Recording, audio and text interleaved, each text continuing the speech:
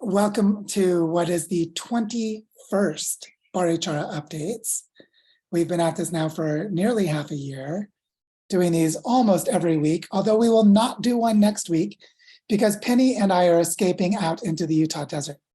And as much as we love you guys, we want to talk with nature and have a little quiet time. And so we will see you on the flip side. Some of you, like Rita, we will immediately see on the flip side because next week, Friday, we will arrive in Carbondale and be able to connect with the lovely people in the Roaring Fork Valley. And then on Saturday, we're going to do a workshop with our friends in Carbondale, which we're still shaping and forming. I hear that Rita may be helping me to do a little public speaking on Friday night as well. And then on Sunday, the 11th, we're going to have a workshop, field site visit, and some strategy discussions over one valley over in Paonia and Crawford in the Gunnison River Basin. So all that is coming. But today, we're going to talk about Barichara. And specifically, we're going to talk about something really powerful that happened over the weekend, a few days ago. And just as context for everyone who may not know the whole story, here in Barichara, we have been going for about 2 years in a process of creating a territorial foundation, like a nonprofit organization that can manage cooperation and the integration of projects on the scale of an entire regional climate system, like a 500,000 hectare or a 1 million acre land area in the middle of the Northern Andes. And something on this scale and complexity requires depth of relationships. And so what we're really going to explore today is how much depth of relationships we're getting to and some of the things that we're discovering. And so before I share some slides, because I want to show you pictures, and I've created some conceptual diagrams that can just help explain some of the complexity of what we're going to talk about today. I want to just begin by saying that what I'm about to share with you comes from the work of two amazing people here in Barichara. And their names are Gabriela Martinez and Felipe Medina.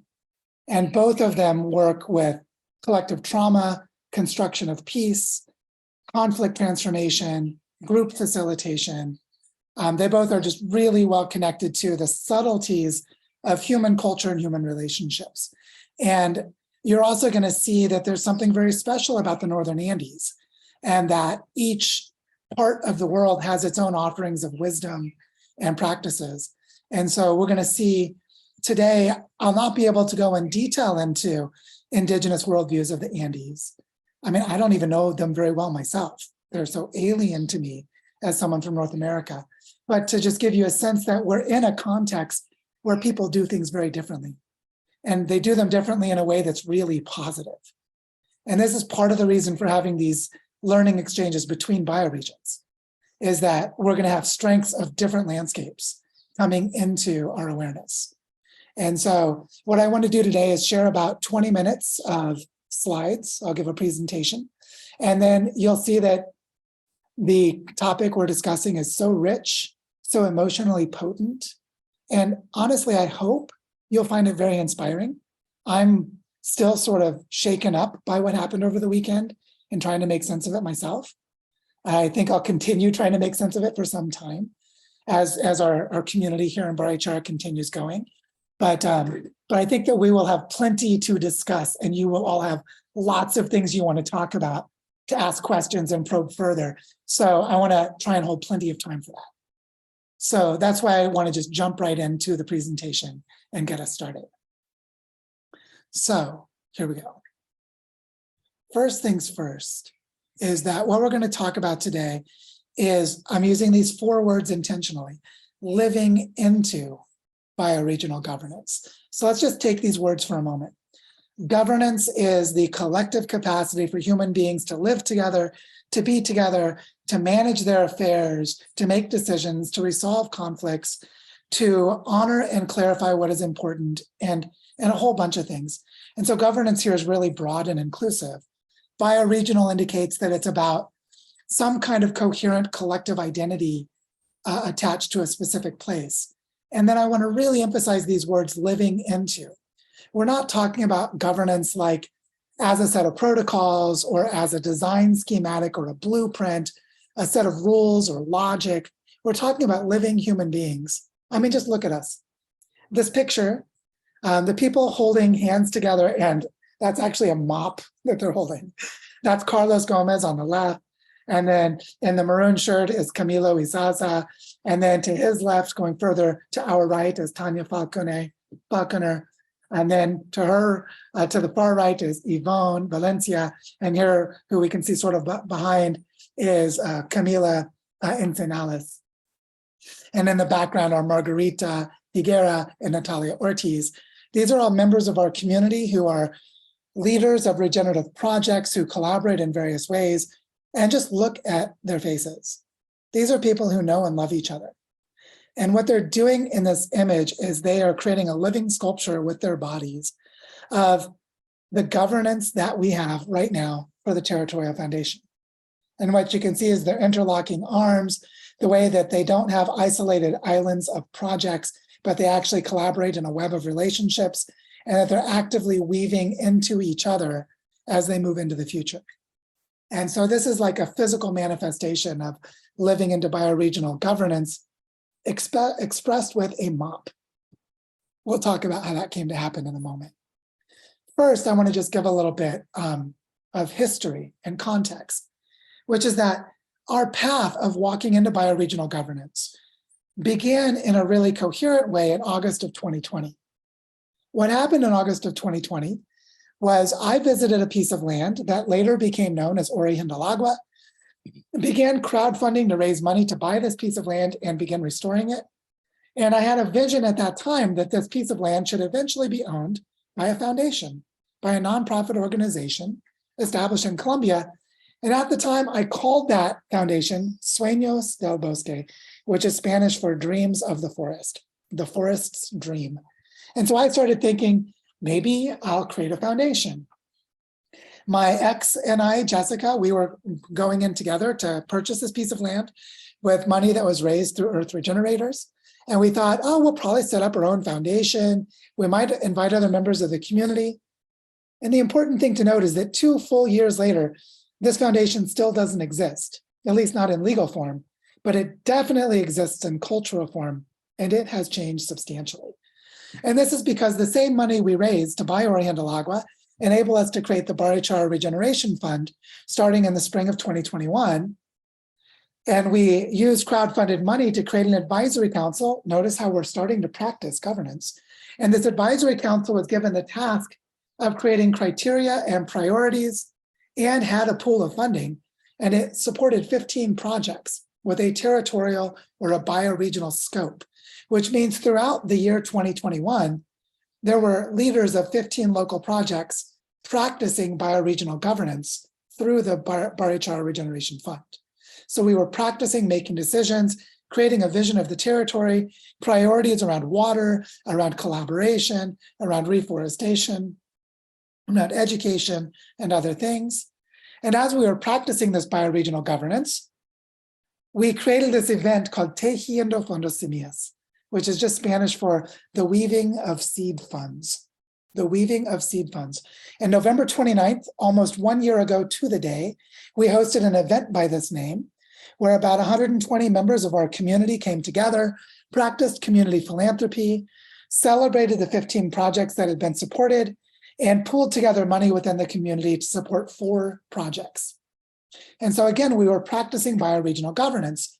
And in this process, we were introduced to the idea of territorial foundations as a model of a different kind of foundation. And now we went a full year later, more than a year later, from Joe and Jessica having a private foundation called Sueños del Bosque to representatives of a network of projects coming together with more than a year of practice to create a community foundation at the territorial scale that would enable us to form landscape partnerships and build a tapestry of projects and embody as well as express bioregional governance. And so we're now 2 years in to this process. And what we did last weekend was a workshop with the people creating this foundation to further explore and clarify bioregional governance. And what I want you to notice in this timeline is that trust goes up with the passage of time. The more time we've spent together learning, making decisions about money, collaborating, launching research projects, launching learning centers. All of our work in syntropic agroforestry that started in April of this year was born through and expressed as part of the Territorial Foundation. And so we were doing all this collaborative and creative work, and our trust just kept growing. And this is really important because this enabled us to come together last weekend with all of this shared history and all of this trust to go deeper into what is bioregional governance. How will we govern the Territorial Foundation? And that was when Gabriela, sitting in the chair here on the left, Felipe, who's sitting there in the middle, they came together and designed a 2-day interactive experience for exploring governance of the foundation. And they're both expert facilitators. And so they brought a really powerful variety of tools together. And what they did was they brought us together in this way that we could share our ideas and the concepts that we wanted to bring together for bioregional governance. And then one thing that happened was Emilce, who's the woman here on our right, who's someone that works with theater, helps children create documentaries, works with education. Those of you who know the project Cane Colibri, which is a theater project that was partly funded by a donor who came through the Barichara Ecoversity Pledge community. A member of Earth Regenerators donated $10,000 to the construction of Cane Colibri for this community theater. And here's Emilce, a local woman who works really closely with the local campesino farmers. And she has spent the last 4 years deeply studying the indigenous cosmovisions, the worldviews and spirituality of the peoples of the Northern Andes. And in this image, I captured a moment where she was describing the Northern Andes cosmovision and how, just like in North America, there's the famous framework of the 4 directions and the blessings from the 4 directions, sometimes called the 4 winds. That in the same way, there is a 4-component Northern Andes cosmovision that is shared by many different indigenous cultures. And Emilce was explaining to us how we could develop our own bioregional governance in the way the indigenous people have done for thousands of years by explaining this cosmovision to us. And this brought the indigenous wisdom traditions right into the center of our discussion. But then we went through this really powerful exercise where we got into small groups of 3. Well, first we actually took notebooks and wrote diaries, like journaling, where we were asked 3 questions, and then we explored together our answers to those questions. One of those questions is, what is your relationship with power? And where does that relationship come from? Another question is, what is your relationship with money? And how do you manage money? And then the third was, what is your relationship with conflict and how do you manage conflicts? And what became clear to us in these small groups was this really profound hidden pattern, which is that all of our relationships with money, power, and conflict arose through our histories of intergenerational trauma. All of us talked about our parents and our homes when we were children, what we learned about the power dynamics, how money was managed, and so on. What we did and did not do the same or differently as our parents or in our homes. And what we revealed was that we already govern in an implicit and invisible way. We govern power, money, and conflict with our psychological coping mechanisms for trauma and our strategies and our learnings for how we overcame cycles of trauma. And what we revealed was that the people in the room who are managing the Territorial Foundation are really, really good at governing with respect to power, money, and conflict because of the ways that they have broken free from, transcended, and healed from intergenerational trauma. And this became very apparent to us that the way we govern is informed by how we cope with and how we overcome intergenerational trauma. So already you can see that bioregional governance goes deep, it goes intimate, it goes vulnerable, and you can't even explore these topics without a lot of trust. So it's only after 2 years of this kind of deep work and collaboration that we could reveal these things so powerfully to each other. And then we'd observe this, that over and over again, people who try to create positive outcomes in the world and fail to do so is because they are stuck in cycles of trauma. That basically the way they cope with money and power and conflict is that they had some traumatic or harmful time in their past. They found some way of coping with the stress, the anxiety, the fear, the pain, the grief, whatever it was, and that those coping patterns enable them to handle their own emotions, but don't actually move them where they want to go. I think all of us have been in groups where you just can watch people spinning out with their own trauma responses about, oh, we have to be sure that this kind of abuse of power doesn't happen. We got to be sure this kind of power never comes into being because that's harmed me in the past. And notice that this is entirely responding to a perception of the past that is mostly ignorant of or avoiding the present. But the way that we can actually move forward is to learn how to live how we want to in the present, which is to overcome these coping mechanisms, to transcend these cycles of trauma so that we can guide our own behaviors toward our desired future. It turns out that governance is this. How do we govern our emotions? How do we govern our feelings? How do we govern our own personal histories as we relate to each other, embedded within real human relationships? And what we saw was all of our forward motion in Barichara was because each of us, who was a leader in the community, had somehow transcended our trauma patterns and learned how to collaborate so that we could actually manifest a desired future together. And I wanted to say this, that living into bioregional regeneration is living into these deep, intimate, embodied emotions and histories and traumas and feelings, and building trust and healing ourselves and healing each other. And that is actually how bioregional governance is done. So this leads to a really profound question. All of us as adults were traumatized and we're trying to overcome it. But what if the children were never traumatized in the first place? Here's my daughter Elise, where she's digging a hole in the food forest in the bioparque to plant a cactus because I have a problem. I keep this addiction I'm dealing with right now. I keep collecting cactus plants on the side of the road, and I've planted about 500 of them this year. And Elise is imitating her daddy, so here she is planting cactus plants in the bioparque. But what I want you to ask yourself is, what if we could somehow protect the children? What if we could break these intergenerational trauma cycles? What if these children practice bioregional governance when they're 5 years old, like Elise is right now? Well, it turns out they are. This is a picture I took last week. This is in our ritual ceremonial site in the bioparque. That woman on the left, some of you know her from previous updates, that's Milena. The woman in the background is Mago. And these are two teachers who work with these children to help them build deep nature connections and have healthy social and emotional development. And what these children are doing right now, you might notice the kids on the left are smaller and the kids on the right are bigger. What's happening in this image is that the smaller children were asked to find a totemic object on their walk through the bioparque and to name the superpower of that object. And then as adults, they wrote them down on a piece of paper because some of these kids don't know how to read or write yet.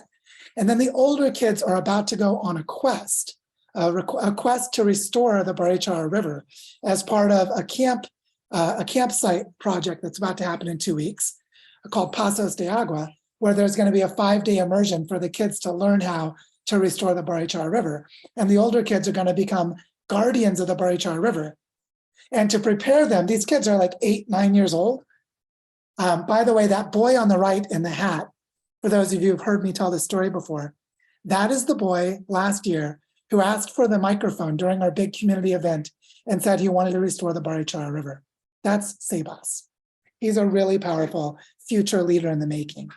And what's happening here is the younger kids are delivering totemic objects and superpowers to the older kids to accompany them on their quest to restore the Barichara River.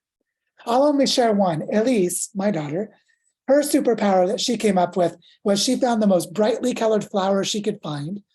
And when she was asked, what's the superpower of this flower? And she said, it has a brilliance that lights up the entire night. And then she gave it to one of the kids, the boy in the red shirt, Cristobal on the right, so that he would have the brilliance that lights up all of the night to accompany him on his quest to restore the Barichara River. What I want you to see here is that these children are already living into bioregional governance because they are already managing decisions and building power to move toward a desired future together in the absence of trauma cycles, because we are protecting them from it. We are giving them regenerative education so that these children at this young age, the youngest child in this picture is 2, the oldest child in this picture is 9, and all of these children are working to restore the Barichara River and recruit the help of adults. They are taking actions to move toward a desired future, and they can govern themselves because they know how, with all of the emotional and social supports they receive. So I just wanted to name that this intergenerational work is that the adults can learn from the children because the children who were not traumatized can show the adults the way. But at the same time, the adults have to transcend our trauma cycles to be able to guide and support the children as they do this. And see, this intergenerational pattern is living into bioregional governance. As adults, we need ways to do this.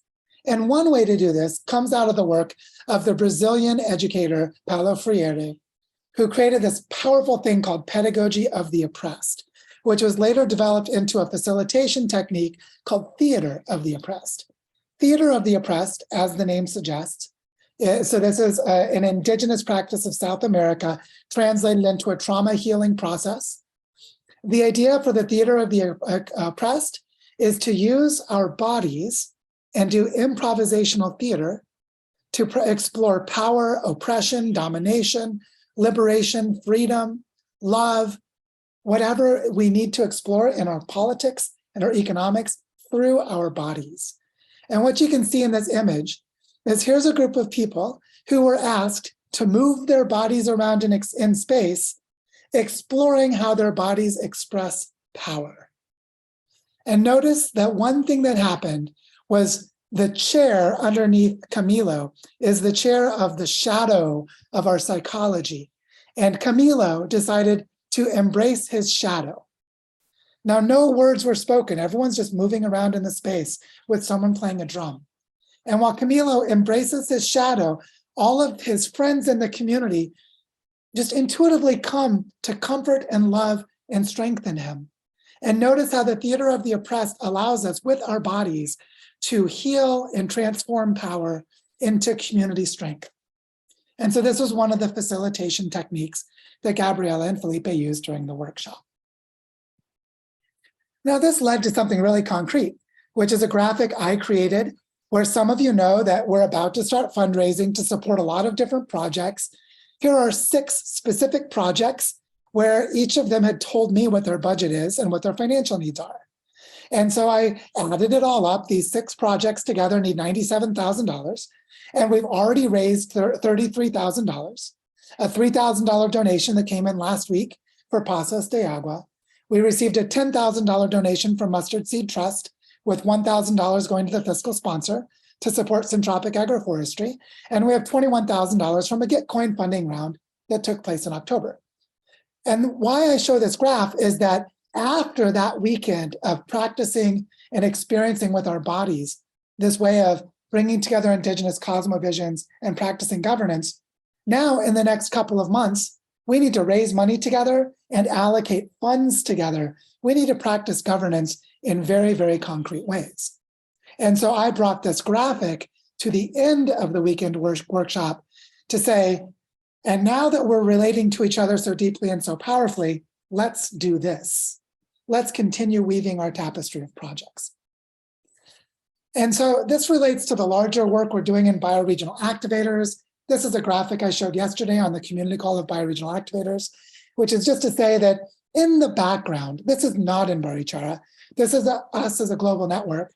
We're building frameworks of collaborative finance.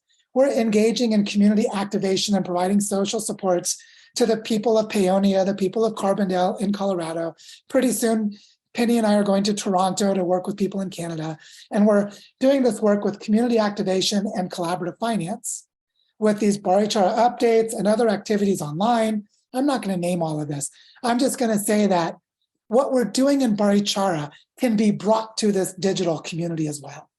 We can start to explore these deep relationships and these deep explorations on calls like this one right now, learning from what's happening in Barichara, so that we can do things like help people from the outside world to understand how to do this in their own bioregions.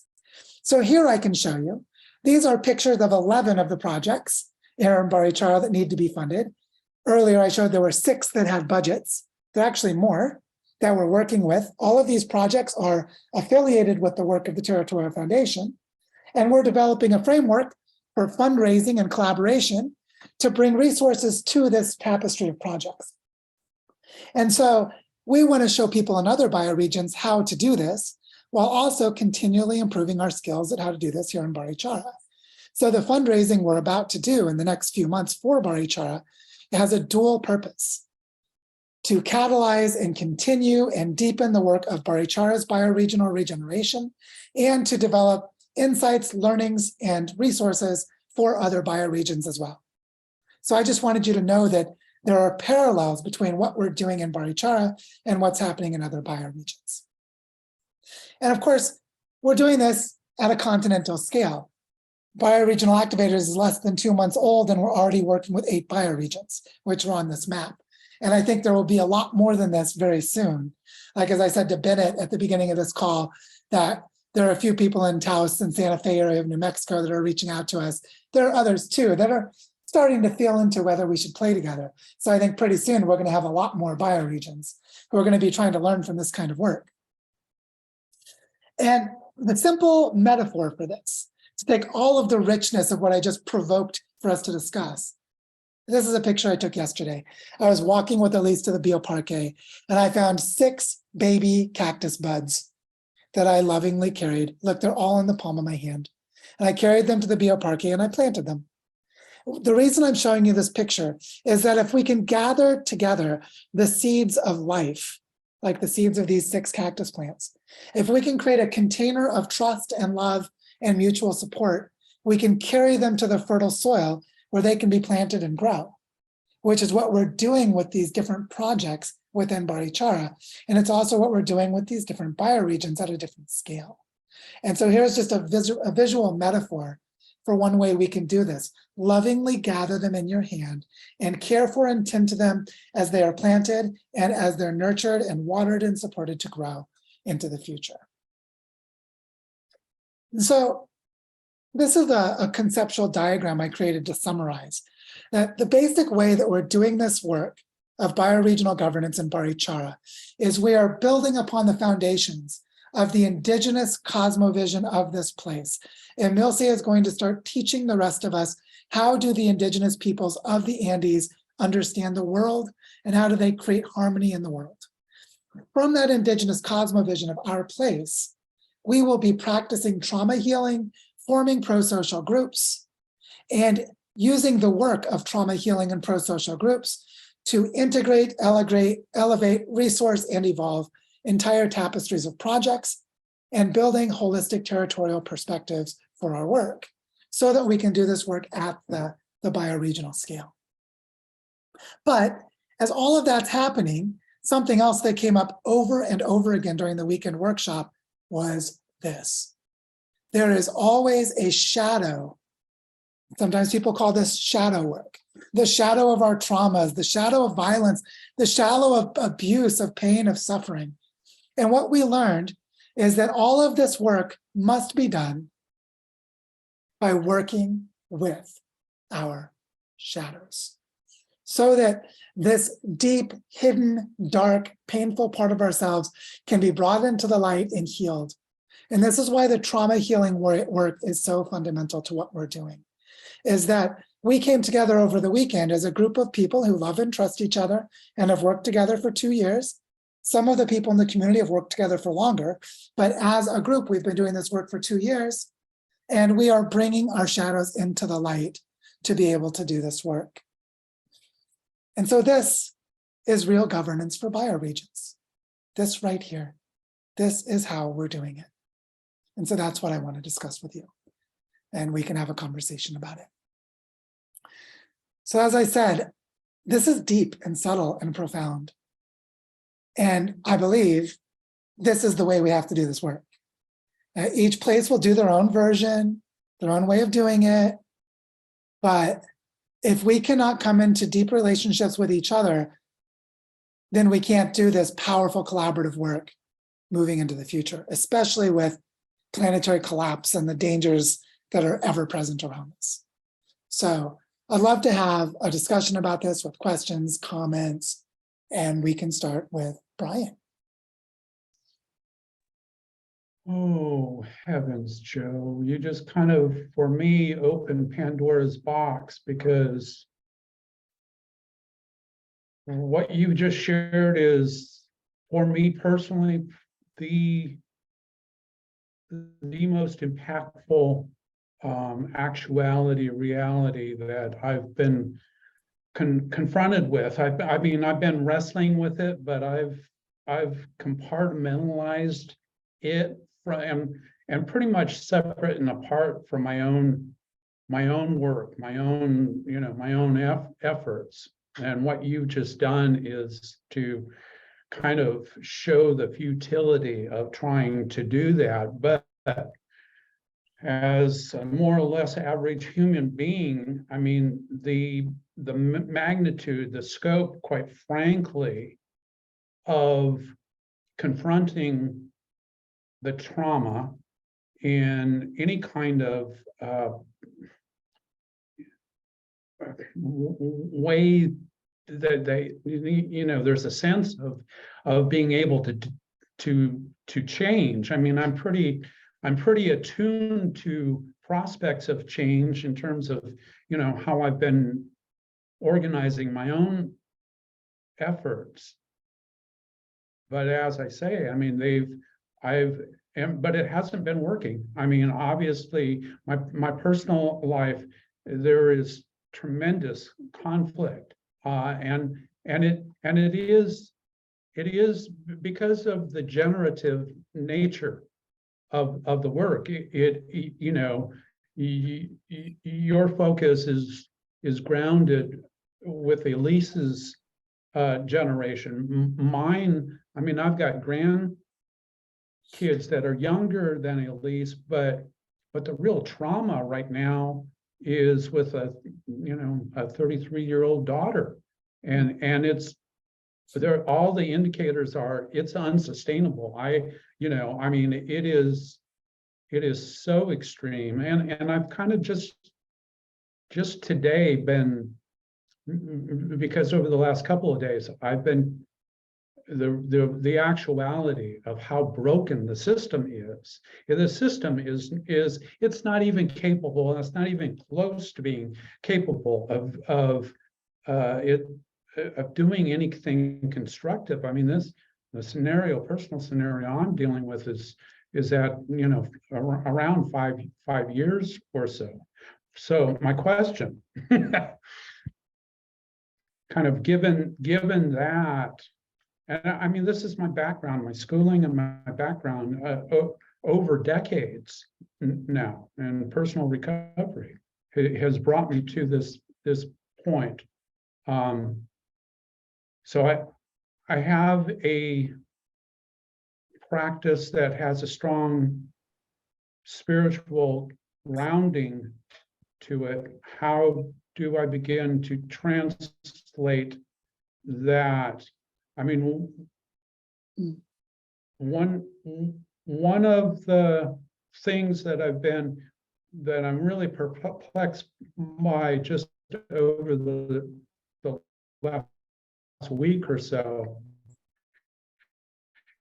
has been the extent to which family they're lacking the courage or the integrity to see. My internet is I guess I'm okay. Yeah, you're starting to cut off a little bit.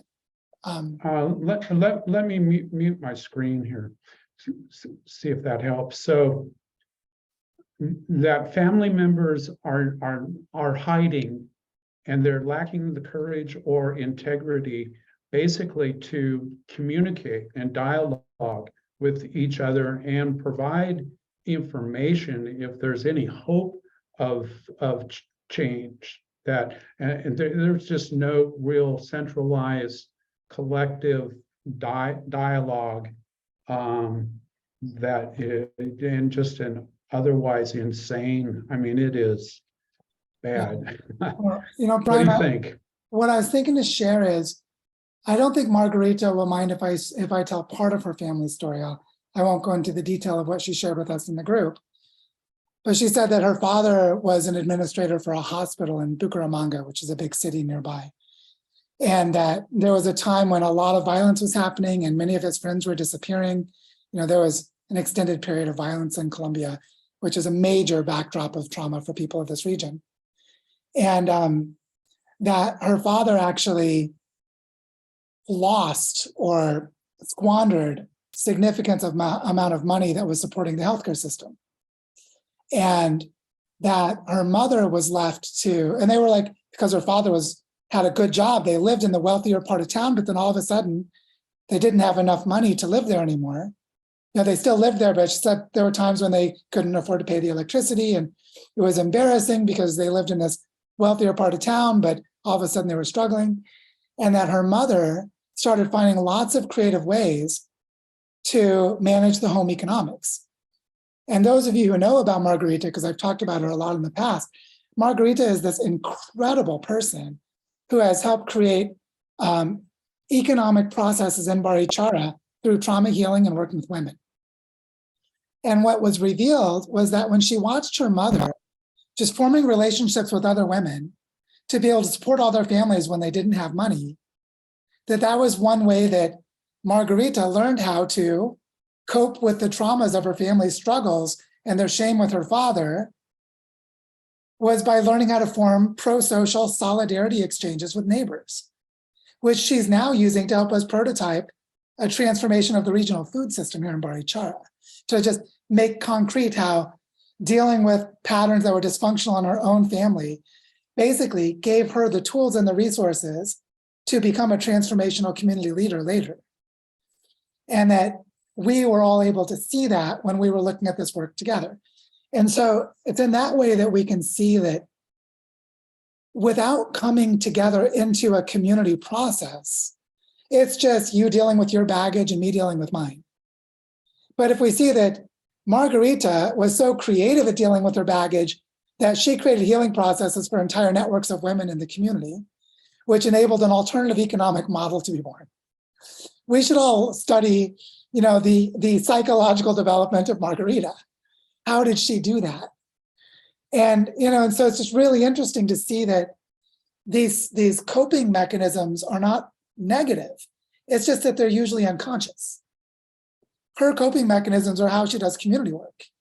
And that was revealed by talking about her history of money and her relationship to her own childhood. And that was where the richness of actually knowing each other, that now I know how to deeply work with Margarita because I know her more intimately. I know her history more. If I meet her mother, I know something about what her mother did. It's like, and that intimacy is how we do the work in the community. So I just wanted to bring it back to something more concrete in that way, to say that most of the time in the West, we're so individualized and atomized that we're like, I have to do my own trauma work on me as an individual. Margarita did her trauma healing by working with other women who had trauma, and then developed alternate ways of creating solidarity exchange that actually healed people's traumas. And it was that process that gave rise to the new economy. And so for those of you who don't know, Margarita does work with supply chains, ways of processing food, salvaging knowledge of native plants, all working with women spread throughout the community. And I actually created a community store that was birthed during Refi Barichara. And so the amount of work Margarita has done is phenomenal, sort of breathtaking. But to recognize it in the developmental history of her life, that she was overcoming family traumas and difficulties in her own childhood in such a creative and powerful way, that was how it worked, then you can see the regenerative process inside the person, in the network of people, in the landscape, in the supply chains of the economy. It's like it's in all of it. And that's why that example is so concrete. Joe, bringing it back to certainly over recent months, my focus has entailed the realm of polity as it relates to governance. But I've got to say, what you've just shared with respect to community or small group work for me, where I'm sensing gaps and divides, is so much of it is in gender, and to navigate that field for me even is challenging. I'm hopefully I'm learning to be a bit You're cutting out better again. natured In the challenge of kind of in the challenge of those conversations. I mean, sometimes they're pretty informal, but there is so much potential. Yeah, this is something that I won't put Penny on the spot, although if she wants to talk about it, she can. But because Penny is trained as a facilitator of pro-social and has been looking at pro-social and the different ways it's being applied. And she's also a trauma healer using body-based trauma healing practices. So Penny has been talking a lot about how deeply we need to integrate trauma healing, cultural, kind of like the decolonization, the deeper trauma healing, the collective trauma work with pro-social, and then bringing it together with what we're doing with Common Land and these ways of doing like landscape level integration and collaboration. They're each inadequate on their own. They're each very strong and very important, but inadequate on their own. And what we have to do is developmentally co-create them in real world contexts so that this is no longer an academic exercise, is not a diagram. I use diagrams to scaffold our learning so that we can go back and apply it again in our real relationships. And so I just wanted to emphasize that as we do this work. So many of the images that you shared, Joe, are for me reminiscent of MIT's Otto Charmers social presencing theater, very comparable on some of the difference. I mean, the more specific pedagogy of the oppressed, theater of the oppressed, I think is that sounds very poignant, and very, very powerful.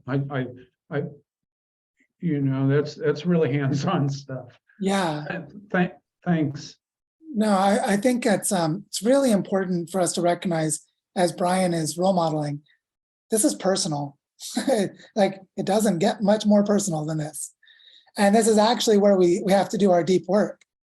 And so this is something I've seen many times, is that people lose their shit when there's a lot of stress or there's a crisis. And that's to be expected. That's not good. That's going to happen. It's going to happen. And so what we have to do is find ways to build deep healing processes. And in slow motion, like, you don't have to do it all at once. In slow motion. The workshop we did last weekend, like I said, that's after 2 years of work, of different kinds of work. And it's not that you have to wait 2 years to do it. It's just that the depth and the richness of what came out of it was because we had been together collaborating for 2 years.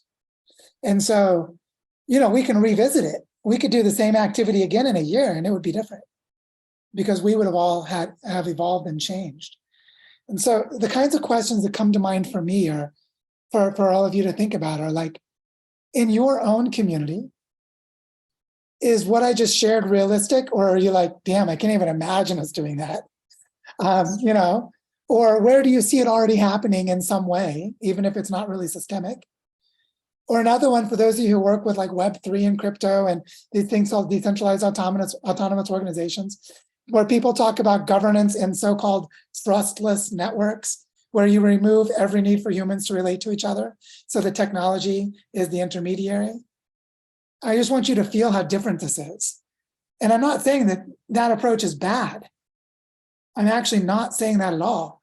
There may be a very important place for trustless systems. I'm just saying, notice it. That's all, just notice it. Because I'm not taking a place of judgment here at all. I'm just noticing that a lot of people trying to create governance where you're like, well, if the humans don't know each other, like, we want everyone to put their money into things and trust outcomes because there's data. That actually seems really important. I think that's a good idea.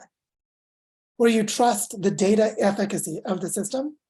That's not a trustless system, that's a trustful system. So, but it's trustful in the way that you don't have to know the other people, but you can trust the data.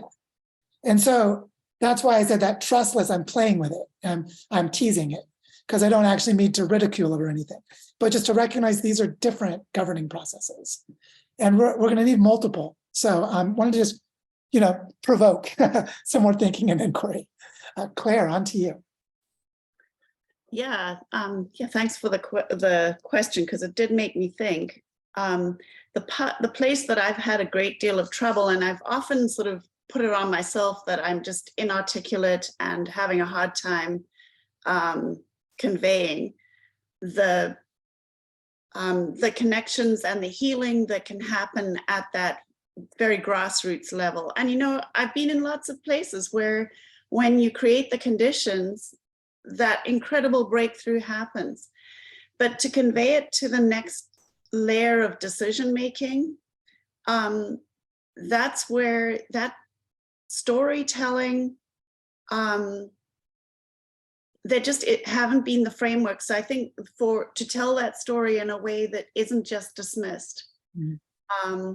And so Otto Charmers, the theory you and and Nora Bateson's work with warm data and have been really, really helpful in helping to give frameworks for telling that story, but it's still so missing. And that's the part that I just always struggle with.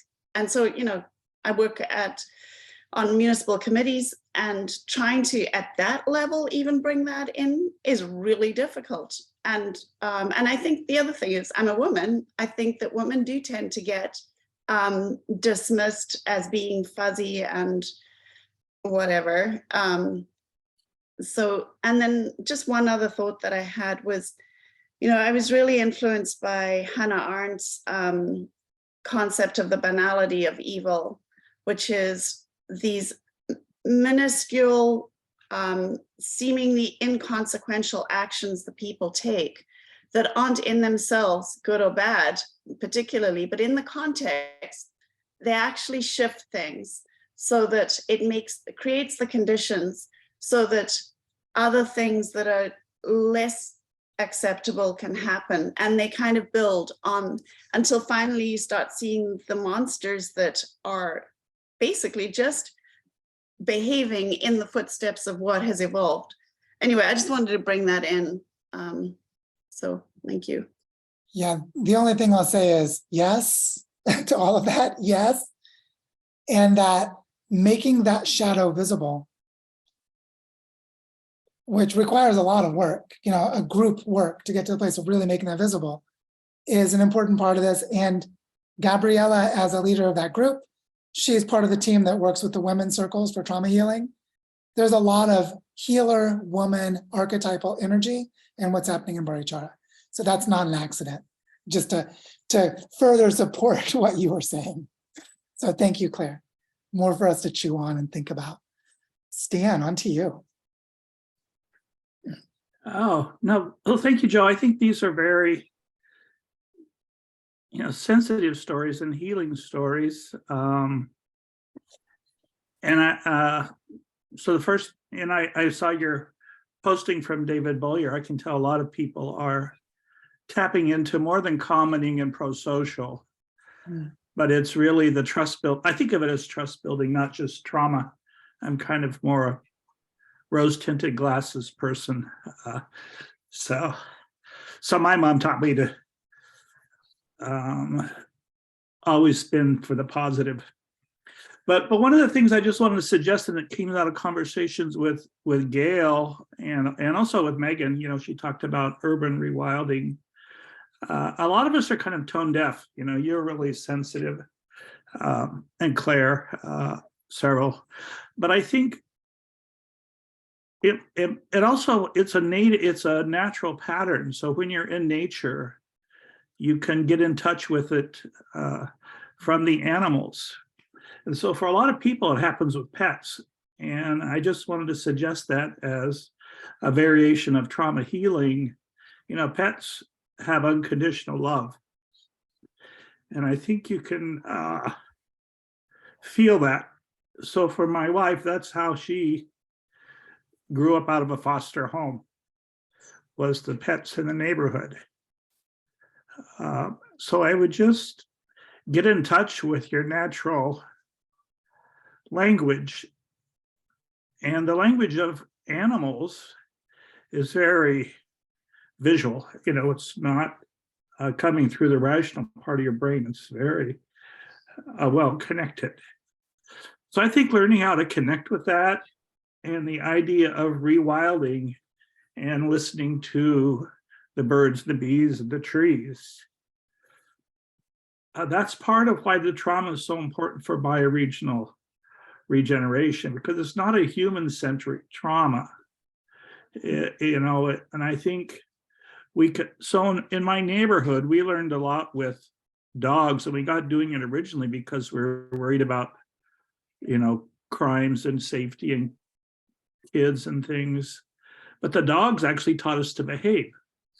They actually introduced neighbors to the idea of getting outside and just talking while the dogs were marking and all this other kind of stuff. They're actually training us on pro-social, And so I just wanted to try to make this beyond trauma. I think this can be something that, is really helpful in the bioregion. And I really like Megan's paper on urban rewilding. This isn't just something with the top of mountains. This is something you can have in your own backyard with your favorite nematodes. Yeah, I totally agree. And what I see is so powerful about the trauma part is that a lot of us have unconscious habits. And as we learned, and this is part of what pro-social does, or at least the contextual behavioral science of pro-social, which is the noticing and accepting. The noticing and accepting that's right at the core of the ACT matrix, that's right at the core of all mindfulness practices, is a place where the power to act with intention comes from noticing and accepting, including noticing and accepting when we behave in ways that don't help us. And it's really at that level that it's very concrete and clear. And that's also that level where the pets do a lot, the dogs and the cats and the birds, and they do a lot to help us to see why do I behave so well with my cockatiel? Gail could probably give us lots of answers to that. And why am I not so good with my neighbor, my human neighbor? And then where does that come from? And so it's very interesting. So just want to thank you for bringing that up. And I think it's really, really important. And now I'd love to go on to Richard. Richard, on to you. Yep. And I will remove spots. Hi, everyone. Thank you, Joe. Loads of stuff going on in my mind, reflecting on what you said, and just completely feel how important the trauma work is to building trust and bioregional governance. Myself, I come from a clinical background. I trained as a clinical psychologist and a neuropsychologist. And when you ask, could I imagine seeing that kind of trauma work happening around here? I was thinking maybe it does happen in some places, but I'm not aware of it. I'm not seeing it. I'm not involved in it. And I wonder for me whether it just feels as though it's more clinical here. I'm in Reading in the UK, and I think about there being a specialist trauma service in Reading where you just you separate everyone and you just go to a building, and most of the time you get your trauma work done individually. Maybe you get some group, but it's not all connected with the land and the context and the relationships. So I'd love that to change and to be a part of that. And just secondly, briefly, just what you said about our own sort of trauma histories, and just being aware myself and my family, and conflict between two family members, and how that's kind of shaped me, sort of shutting down, going quiet when there's conflict, but then finding things like ACT and noticing when I'm moving away from that. I'm protecting myself, and then I'm choosing actually to move towards it because it's something really important, and just, you know, seeing other people as being peacemakers within the family as well, and just sort of, yeah, seeing myself as having a role in sort of bringing different people together, you know, with conflicting opinions. So I just want to thank you for raising all of that, and just share share some of my stuff. Thank you, Richard. I think one thing that's really powerful is to recognize that city parks and community gardens are trauma centers. And just see, they're already there. If you see a gardener, gardeners are doing healing work. And it's just generalizing that healing modality. And I think you'll find there's a lot of it happening in your community that they never use the T word. They don't say the word trauma. They don't have to. They talk about, you know, the roses and the bees that are coming and whatever it is. And I think that those community spaces that are in sort of by their own infrastructure are healing spaces, are places where these connections can happen more powerfully. And then when you go to regenerative design, like going to a regenerative farm or an organic farm, where people are actively trying to heal the land as part of the work, it just makes it conscious and more visible. But it's still the same thing, whether it's consciously stated or not. So I think you'll find there is a lot of it, but it's not like, and we don't need to go and call it all trauma. We just need to recognize that the trauma healing dynamics, that those cultural patterns are present, and the healing processes are fundamental. So that's what I wanted to say in response. So thank you so much. Thank you. And on to Mitty. Thank you, Joe.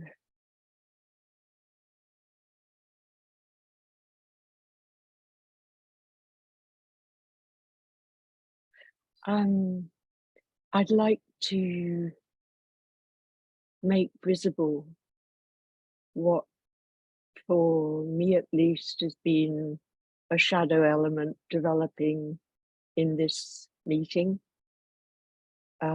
around our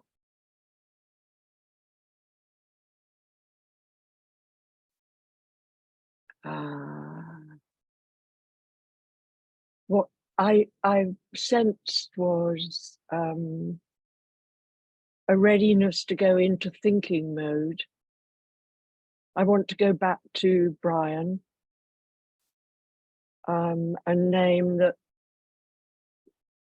Brian, when you spoke, my body filled with emotion. I felt so deeply what you were speaking to as your own personal anguish, and in that I was feeling it in every pore of my body and recognizing it.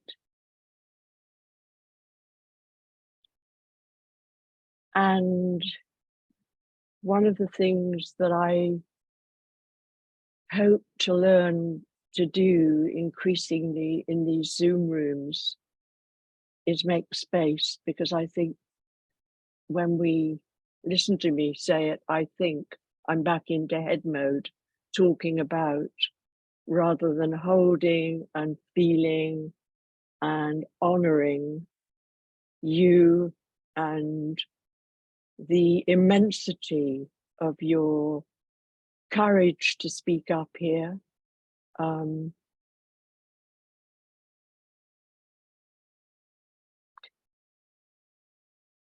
The lifetime I feel you have spent in seeking to be a focal point for healing of yourself, for healing of your family, for healing of all the people you've interacted with. So I just want to honor you and your feelings and your path. Thank you. Thank you, Mitty. This is something we were able to do in that 2 days of workshops when people are physically together, very differently than we can in meetings, and which says something to the power of what's happening with the on-the-ground work that is really transforming.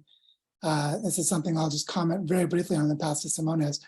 Benji, Penny, and I are holding the space for these different community dialogues into the landscapes that we're touching. And yesterday's BioRegional Catalyst call was profoundly different in that the majority of people in the call were coming from a landscape to talk together digitally, rather than a group of people coming together digitally to talk in general about landscapes and then bringing their own perspectives. And we are in a transition moment with all of this work, with the earth regenerators and the whole mesh of it, of going into the ground more than in the digital. And that we're going to feel that more and more as time goes on. We have more and more on the ground immersive stories and relationships and connections. I mean, Penny and Benji and I in a week are going back to Carbondale and Paonia. So we're going to reconnect physically with the people we're now holding space with digitally, while they are all physically still there. And so this is very different. The quality and the dynamic of this is very different. Just like what's happening in Barichara is actually very difficult to describe without experiencing it. I'm trying to just give a taste of what it was like to be there that weekend. And for me as a person who's been here for 3 years and has become beloved and immersed in the community, which is a very special place to be. So I just want to name that what is happening here needs what you're bringing in. It needs the holding of space for feeling. And hopefully a lot of it will happen in the physical communities themselves, where we're going to have much more capacity to do that and to sustain it over time. So it doesn't need to try to work within the limits of Zoom. Although I'm very grateful for what you've just done. And now on to Simona, please. Hello, everyone. I will not put up the video because otherwise the connection will fall down because I use my mobile has modem, so it's very weak. But I have a question. I'm not very expert in trauma healing, but I have a question because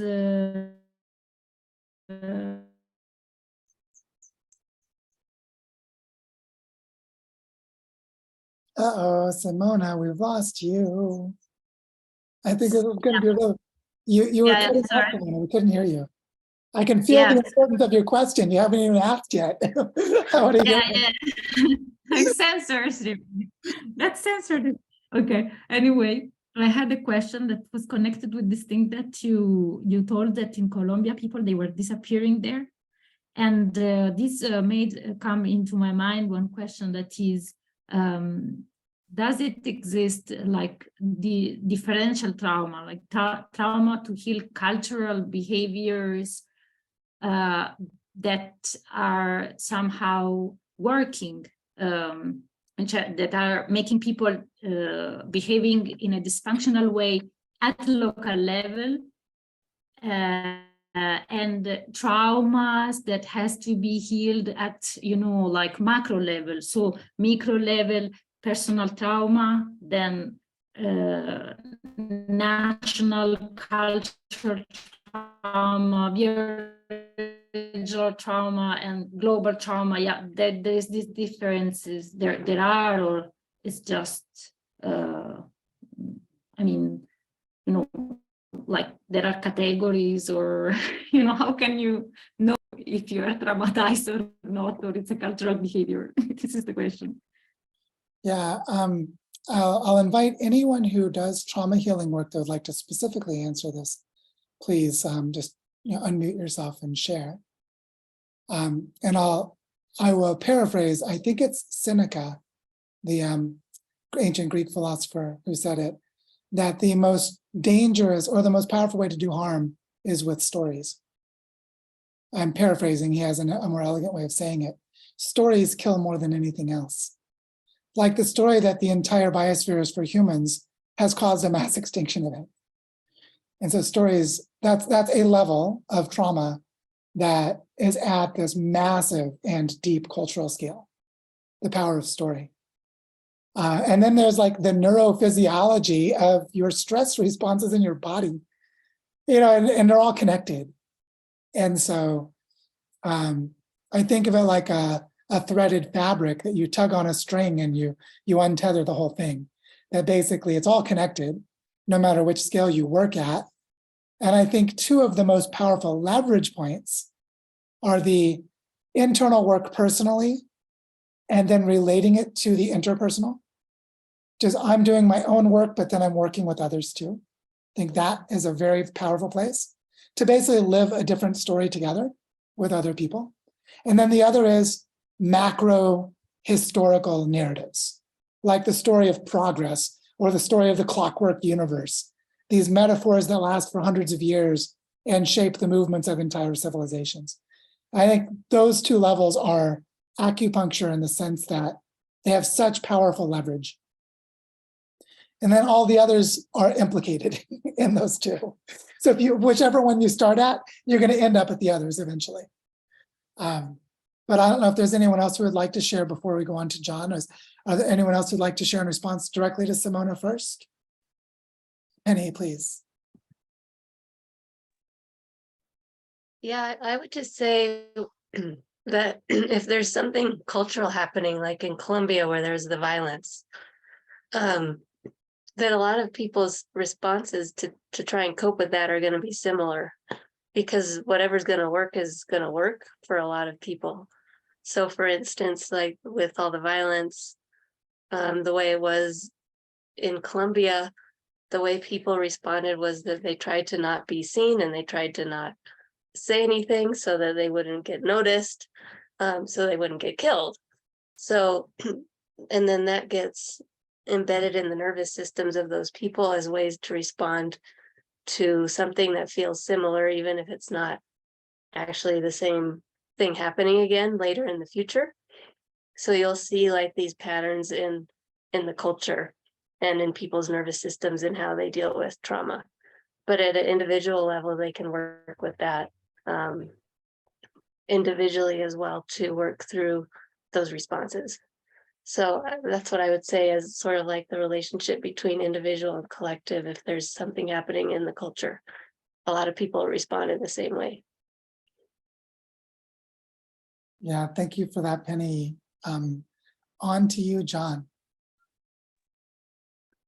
Well, hello, everybody. I'm John, first time here. I just finished a seasonal job as a naturalist and a ranger, and I totally agree that being outside and walking the trails and being in the park is trauma healing work. And I've got to experience that right up firsthand and be a facilitator of my own and others' healings. And yes. And, you know, it's coming up. That trust feels so good. I mean, I want to come back to that. And I feel good being here in this group. It's the first time. I've known about you for a while and following you. And now that I'm not working, I'm going to contribute more and participate. And so yay. And, you know, I'm just thinking the metaphor of, I mean, it feels so good to trust in the seeds of trust. And when I saw those cactuses in your hand and the other day on Facebook, and I thought, wow, you know, and that don't our seeds start in the ground and they start in that shadow? And our seeds, we need each other, that pro-social, we need the mycelium, we need other seeds, we need the mother trees, you know, and how that all kind of, yes. It's the process of recovery and trauma healing and regeneration is, it's built in if I can just tap into that inner knowing. And I want to put a shout out for the Good Grief Network. Yeah, good call. As a pro-social group, and especially for some of the groups or people that are a little tentative, but most of us that I've noticed from people I was with in my ranger work, everybody is concerned and upset, whether they're multi-million-dollar people or they're homeless folks. They're like, oh my God, what's happening? And that Good Grief Network may be a place for people that otherwise want to do trauma work to kind of get a feeling of trust and pro-social. So I'll just throw that out, and glad to be with y'all, and hope you'll be seeing more of me. Thank you, John. And Gail asked in the chat where you're calling in from. Where are you I'm looking? from Boulder, Colorado. Nice. Yeah. Well, Penny's in Boulder right now. That's where she grew up. And I'll arrive to Boulder on Saturday, but then we're going to get on a train Monday morning and go over near Moab and spend some time in the desert. Antonio, I just saw you put your hand up. And hi, Antonio. Didn't see you were here. Welcome. Hello. Everywhere, all at once, always. speaking of everywhere all at once, this topic of cosmovision is really interesting because I feel like a lot of people don't know that exists, especially in the West. Coming from a monotheistic background, moving into a culture that is rooted in both physical space as well as interplanetary space as well. And trying to reconcile how do we move forward, especially with people who do have strong faith traditions in Christianity, Islam, Judaism, et cetera, how do we start to build a bridge to this bigger cosmovision? Because I feel like there is a lot of friction and a lot of pain and suffering from not knowing our place in the universe. So how do we, I mean, I don't know if we can really get to an answer this time, but at least start to build some of those bridges. And I'm here in Southern Italy and Sicily, which is very deeply Catholic, and thinking of the regeneration work that I have to do here as a member of the community, and to really ground down that conversation, but also be respectful of people's faith.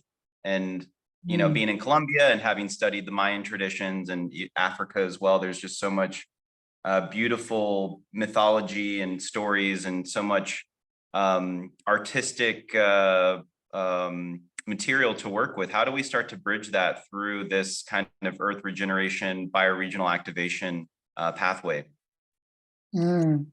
Well, I'll name two briefly, and I think Mikael has something to say. One is a book I always think of for this topic. It's an older book, is Thank God for Evolution by Michael Dowd, which he wrote in, I think, like 2006. Because what Michael did, and as many of you know, Michael and I are dear friends, and I recommend everything Michael has done. But what he did in that book that's so incredible is he takes Brian Swimm's kind of the universe story, the big picture story, and which is really powerful. And that's cool because, you know, but Brian did that. So what did Michael do? What Michael did was he deconstructed what was adaptive in the earlier days of different religions and when they became maladaptive. So like literally believing that God is a white man on a mountain has its place in history when people just did not know any better. But then as we accumulated knowledge that converges across worldviews, you actually can remain with the mythic and poetic and remove the literal and start to incorporate what is, from a cosmological point of view, transcendental knowledge, which is knowledge that transcends the worldview of that particular mythic sphere. And that is like the story of the Big Bang and cosmic evolution, you know, this story of our planet evolving life and all these things that gave rise to all these different cultures can actually be consistent with the mythopoetic parts of most religions and most spiritual views. And he shows that in that book, which is very powerful. How to translate between them